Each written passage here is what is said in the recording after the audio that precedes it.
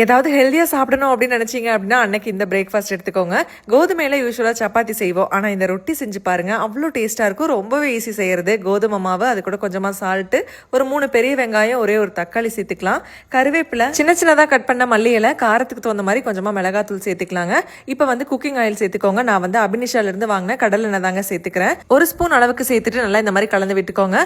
தண்ணி வந்து கொஞ்சம் தாராளமாகவே சேர்த்துட்டு நல்லா இந்த மாதிரி வந்து பெரட்டி எடுத்துக்கோங்க. இது அப்படியே ஒரு 10 நிமிஷம் விட்டுறலாங்க. 10 நிமிஷத்துக்கு அப்புறம் கையில் ஈரம் பண்ணிட்டு இந்த மாதிரி எடுத்தீங்க அப்படின்னா ஒட்டாது. தோசைக்கல்ல வந்து ஒரு மீடியம் ஃப்ளேமில் இருக்கும்போது இந்த மாதிரி கையில் தண்ணி தொட்டு தொட்டு இந்த மாதிரி தட்டி எடுத்துக்கோங்க. இந்த மாதிரி தட்டுறதுக்கு ரொம்ப ஈஸி தாங்க.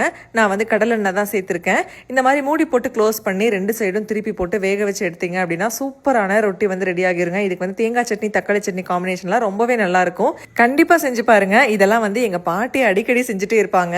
அந்த ரெசிபி தாங்க இது.